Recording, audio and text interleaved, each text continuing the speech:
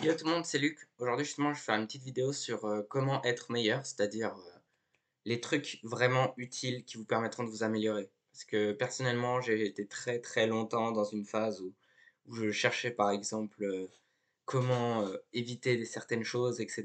Et au final, c'était pas le truc à faire. Donc déjà, première chose, ça peut paraître con, mais prouver ses défauts, c'est vachement important. C'est un truc honnêtement qu'au début je faisais pas. C'est-à-dire trouver ce qui allait pas, regarder, qu'est-ce que je faisais de faux, qu'est-ce que je devais pas faire et cetera. Au tout début, je le faisais pas et ça m'a beaucoup retardé. Ça m'a retardé sur beaucoup de choses que j'aurais déjà dû réussir avant. C'était beaucoup trop long pour rien, en fait.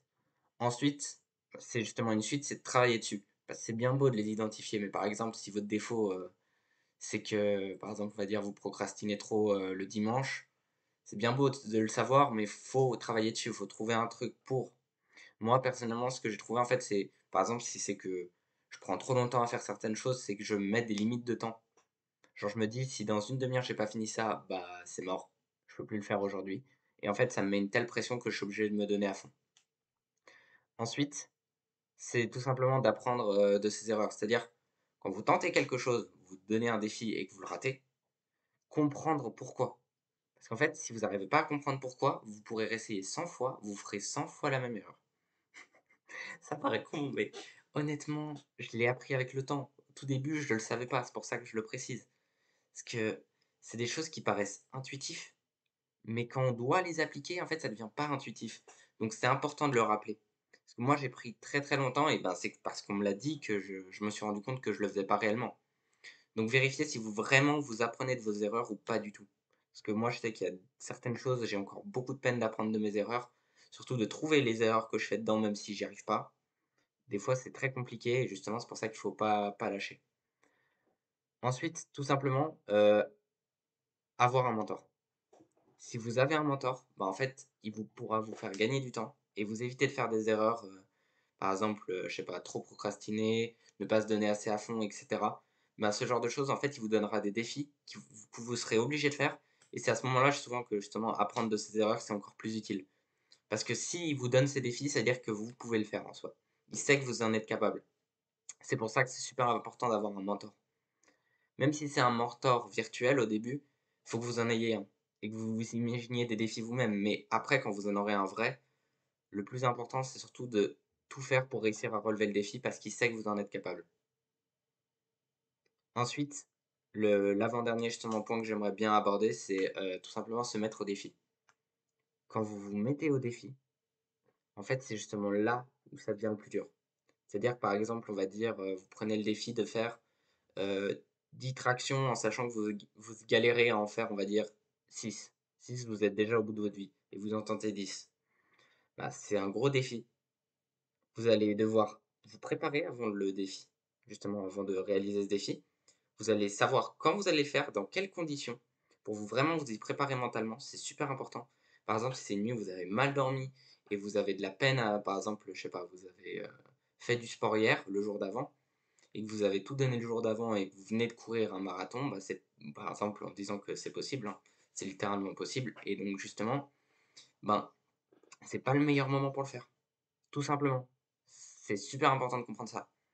Il y a des moments, justement, il faut que vous essayiez de vous mettre dans les meilleures conditions pour réaliser vos défis, sans pour autant délaisser d'autres défis, parce que la vie, justement, c'est plein de défis à la fois. D'ailleurs, vous aurez peut-être un défi de temps, un défi d'envergure, il y aura plein de types de défis. Et tous ces défis, vous pourrez les réaliser, mais il faudra essayer de vous mettre dans les meilleures conditions pour chacun sans pour autant en délaisser un autre. C'est un truc qui est super important. Et aussi le dernier point, ce qui m'a pris beaucoup de temps, parce qu'en fait, ce qu'il faut savoir, c'est que quand j'ai commencé justement à faire du sport, bah, en fait, je regardais beaucoup les résultats, physiques. Et je vais justement, les résultats qu'on peut avoir, c'est pas dû non plus 100 au hasard, comme je vais le dire. Les résultats physiques, c'est encore un peu différent. C'est le travail fourni sur le long terme, très, très long terme. Mais il y a des choses où en fait, c'est une part de hasard. Et vu que cette part de hasard, j'y arrivais pas, bah, je me disais que c'est que je dois faire mieux. Donc j'essayais de travailler dessus, travailler, travailler, alors qu'en fait, c'était du hasard et je peux pas travailler sans mon hasard.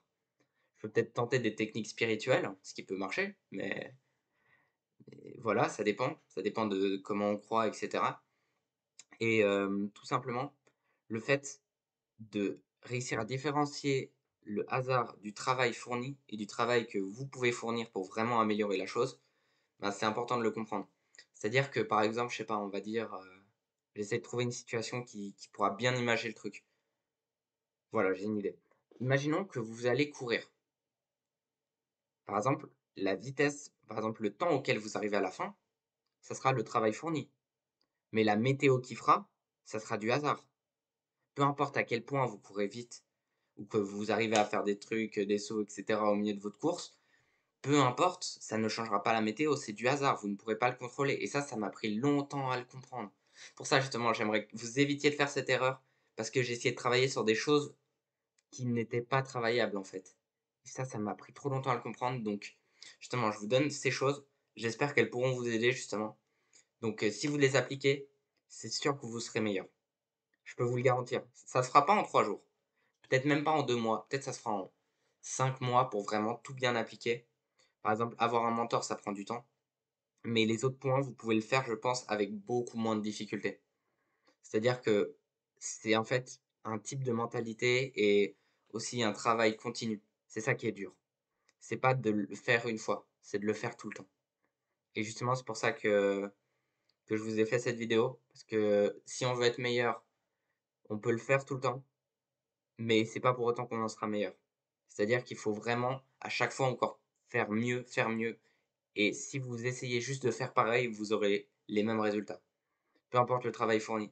C'est pour ça que justement je vous fais cette vidéo et j'espère qu'elle vous aidera beaucoup. C'était Luc, ciao.